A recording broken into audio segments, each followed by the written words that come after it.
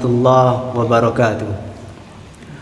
Bapak Ibu guru yang terhormat dan anakku sekalian yang berbahagia, syukur alhamdulillah pada kesempatan pagi hari ini kita senantiasa panjatkan puja puji syukur kepada Allah Subhanahu wa taala yang telah memberikan nikmat hidayah kepada kita semua, sehingga pada pagi hari ini kita bisa menjalankan aktivitas kegiatan kita belajar secara daring di rumah. Mudah-mudahan sekali lagi kita diberikan bimbingan mohon Allah Subhanahu wa taala. Dan mari kita awali kegiatan kita dengan berdoa kepada Allah Subhanahu wa taala. Semoga apa yang telah kita niatkan, apa yang telah kita hajatkan senantiasa mendapatkan ridha Allah Subhanahu wa taala. Al-Fatihah. A'udzu billahi minasy syaithanir rajim. Bismillahirrahmanirrahim. Alhamdulillahi rabbil alamin. Ar-Rahmanir Rahim. Maliki yaumiddin. Iyyaka na'budu wa iyyaka nasta'in. Ihdinas siratal mustaqim. Siratal ladzina an'amta 'alaihim ghairil maghdubi 'alaihim waladdallin. Rabbighfirli wa liwalidayya wa lil mu'minina amin. Bismillahirrahmanirrahim. Raditu billahi rabbah wa bil islami dina wa bi Muhammadin nabiyyan wa rasula. Rabbi zidni ilma warzuqni fahma waj'alni min ibadikas shalihin.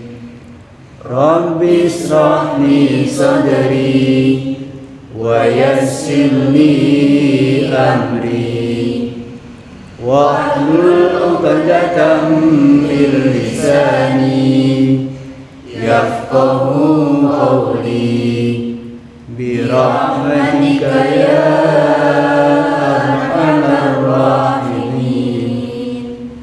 Walhamdulillahi rabbil alamin.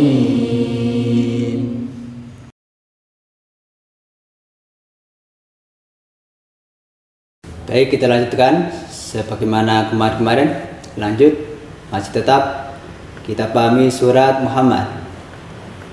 Kita baca 4 ayat sekaligus, mulai dari ayat 26 sampai ayat 29. Coba perhatikan, dan saya yakin anak-anak sudah bisa menirukan karena sudah sering kita dengar dan sudah sering kita membaca. 1, 2. A'udzu billahi minasy syaithanir rajim. Bismillahirrahmanirrahim. Dzalika bi annahum qalu lil ladzina karihu ma nazzalallahu sanuti'ukum fi ba'dil amr wallahu ya'lamu israrahum.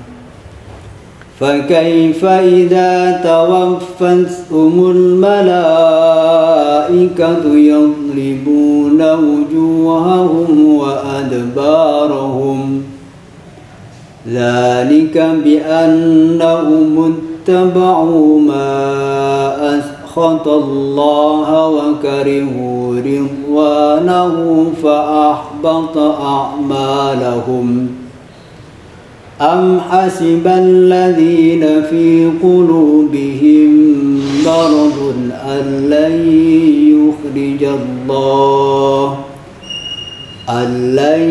يخرج الله أضغانهم صدق الله العظيم.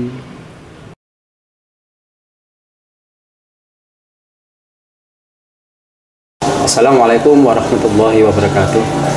Anak-anakku sekalian dan Bapak Ibu guru SMA Islam Malang yang saya hormati, mari kita mencoba untuk mengambil pelajaran dari bacaan Al-Quran yang telah dibawakan oleh Bapak Ustadz Fathur Rahman tadi.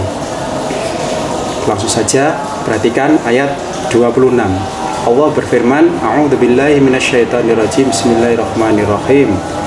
Dzalika, yang demikian itu, artinya orang-orang yang digambarkan di ayat 25 kemarin, yaitu orang yang mendapatkan petunjuk tapi dia berbalik kepada kekafiran, maka Allah tegaskan dzalika, yang demikian orang tersebut itu bi'annahum qalu lilladzina karihu ma nazzalallah, sesungguhnya mereka telah mengatakan kepada orang-orang Yahudi yang tidak senang kepada apa yang telah diturunkan Allah, yaitu kebenaran Al-Quran, kebenaran kitab yang diturunkan, itu dia tidak senang.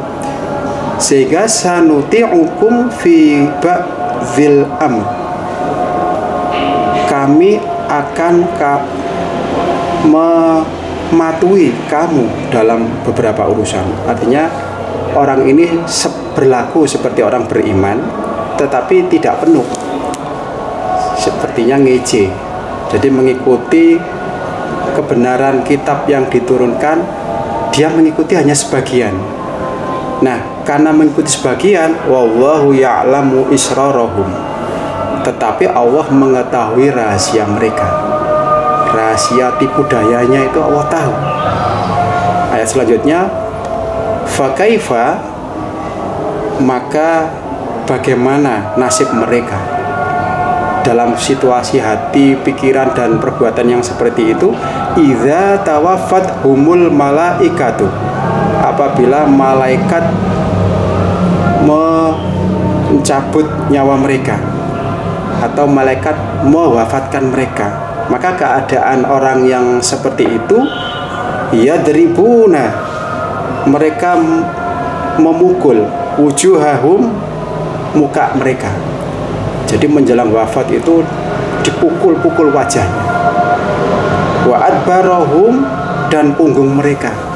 Jadi orang yang perilakunya itu murtad atau munafik, yang hatinya dengan perbuatannya itu tidak sama, maka mau mati saja itu susah.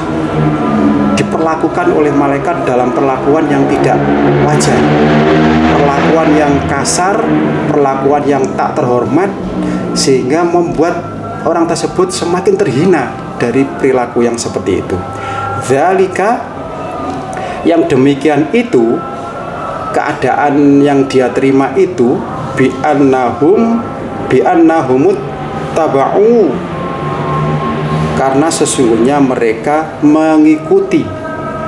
Jadi keadaan mereka yang tidak menggembirakan itu dikarenakan dia mengikuti ma'as khotawah, yaitu apa yang menimbulkan kemurkaan Allah. Jadi nuruti nafsu saja hidup ini, menuruti keinginannya saja. Wakarihu ridwanahu, dan mereka membenci keridhaan Allah. Artinya dia sudah melakukan perbuatan yang membuat Allah murka, sekaligus dia juga melakukan wakarihu ridwanahu, melakukan suatu perbuatan yang membuat Allah tidak ridho. Fa'ahbata a'malahum, itu semuanya disebabkan fa'ahbata a'malahum, maka Allah akan menghapus amal perbuatan mereka. Jadi anakku sekalian, di ayat yang ke-28,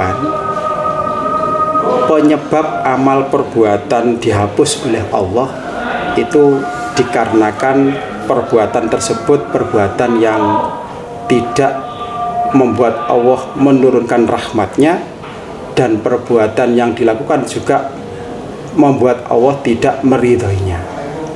Makanya mari kita berusaha, baik sebagai pelajar, sebagai anak, sebagai anggota masyarakat, atau dimanapun kita berada, kita harus berusaha melakukan aktivitas yang aktivitas itu membuat Allah ridho kepada kita, membuat Allah menurunkan rahmatnya kepada kita. Sehingga dalam koridor ini adalah tiada lain satu syarat yang harus kita lakukan, perbuatan yang kita lakukan harus ada dalam bingkai yang namanya takwa, melakukan segala yang Allah perintah, menghindari segala yang Allah larang. Walaupun yang Allah larang itu membuat nikmat atau kita melihat membuat senang, tapi yakinlah kesenangan yang Allah tidak ridhoi itu pasti akan menimbulkan kecelakaan yang besar di kehidupan kita.